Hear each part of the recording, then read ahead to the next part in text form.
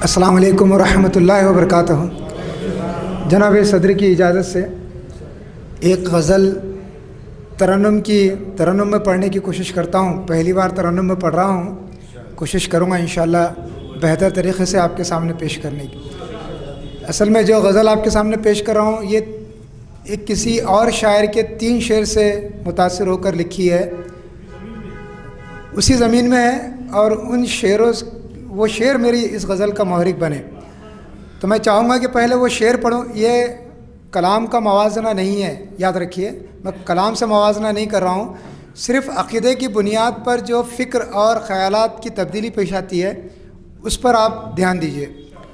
اس شاعر نے ایک شعر لکھا ہے کہ زندگی سے بڑی سزا ہی نہیں، زندگی سے بڑی سزا ہی نہیں، اور جرم کیا ہے پتہ ہی نہیں، یہ اس کا شعر ہے۔ لیکن میں نے جو اس پر شعر باندھا ہوں میں وہ آپ کے سامنے پیش کروں گا۔ میں اپنا شعر ترنم میں پیش کروں گا اور اس کا تحت میں۔ زندگی سے بڑی عطا ہی نہیں، زندگی سے بڑی عطا ہی نہیں، تو نے قرآن کو پڑھا ہی نہیں،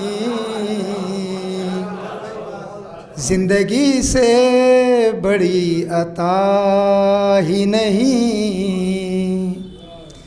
اس کا دوسرا شعر تھا کہ اتنے حصوں میں بٹ گیا ہوں میں، میرے حصے میں کچھ بچا ہی نہیں۔ جی بالکل صحیح ہے۔ اس کے بعد میں اس پر جو لکھا ہوں، جو بھی ہے سب اسی الہ کا ہے، جو بھی ہے سب اسی الہ کا ہے، تیرا حصہ تو دائم تھا ہی نہیں، تیرا حصہ تو دائم تھا ہی نہیں۔ اور اس کا ایک شعر تھا کہ چاہے سونے کے فریم میں جڑ دو، آئینہ جھوٹ بولتا ہی نہیں۔ اس پر میں جو لکھا ہوں، آئینہ اکثر یہ جو آئینے میں ہم دیکھتے ہیں مرر، اسی کو لیتے ہیں، لیکن اس میں میں نے کچھ دوسرا آئینہ پیش کرنے کی کوشش کی ہے۔ اگر آپ کو جو ہے پسند آ جائے تو دعاؤں سے نوازیے۔ کہ سچ کا جو آئینہ الکتاب میں ہے، سچ کا جو آئینہ الکتاب میں ہے، ایسا کوئی آئینہ بنا ہی نہیں، ایسا کوئی آئینہ بنا ہی نہیں۔ اور یہ شعر بھی دیکھیے کہ سب تو شامل ہیں یوں انسانوں میں، سب تو شامل ہیں یوں انسانوں میں، آدمیت کا کچھ پتہ ہی نہیں،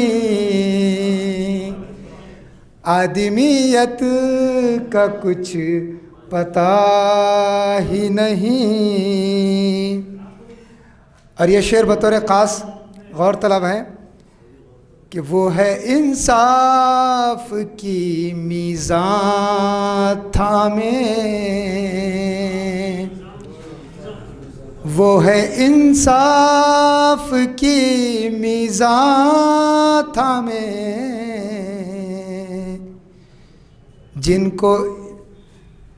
جس کو انصاف کا پتہ ہی نہیں، جس کو انصاف کا پتہ ہی نہیں۔ آخری شعر ہے، سچ کی شاید کہ جیت ہو جاتی، سچ کی شاید کہ جیت ہو جاتی، سچ کی خاطر کوئی کھڑا ہی نہیں، سچ کی خاطر کوئی کھڑا ہی نہیں۔ بہت بہت شکریہ۔ اور ایک چھوٹی سی غزل تحت میں پڑھ کے اپنی جگہ لوں گا۔ جی جزاک اللہ۔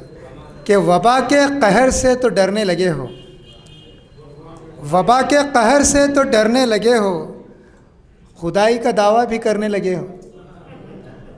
وبا کے قہر سے تو ڈرنے لگے ہو، خدائی کا دعویٰ بھی کرنے لگے ہو۔ اور یہ شعر دیکھیے کہ زمانہ خطاؤں کو بخشتا نہیں ہے، زمانہ خطاؤں کو بخشتا نہیں ہے، زمانے کی شرطوں پہ جینے لگے ہو۔ زمانہ خطاؤں کو بخشتا نہیں ہے، زمانے کی شرطوں پہ جینے لگے ہو۔ اور یہ شعر بھی دیکھیے کہ یقیناً کوئی تو غرض چھپی ہے، یقیناً کوئی تو غرض چھپی ہے، جو پیار سے اتنے ملنے لگے ہو۔ یقیناً کوئی تو غرض چھپی ہے، جو پیار سے اتنے ملنے لگے ہو۔ اور یہ بھی شعر دیکھیے، پھر سے آئینہ آ گیا ہے اس میں۔ کیا ظرف بھی اتنا پیدا کیا ہے، کیا ظرف بھی اتنا پیدا کیا ہے، آئینہ خود تم جو بننے لگے ہو۔ کیا ظرف بھی اتنا پیدا کیا ہے، آئینہ خود تم جو بننے لگے ہو۔ اور یہ غزل کا تغزل کا شعر ہو گیا ہے کہ کوئی تو تصور میں ہوگا تمہارے، کوئی تو تصور میں ہوگا تمہارے، تبھی تو کھوئے کھوئے سے رہنے لگے ہو، تبھی کھوئے کھوئے سے رہنے لگے ہو۔ اور یہ آخری شعر کہ بڑھی جا رہی جتنی چہرے کی رنگت، معاف کرنا، بڑھی جا رہی جتنی چہرے کی سرخی، مجھے اور بھی اچھے لگنے لگے ہو۔ جزاک اللہ، بہت بہت شکریہ۔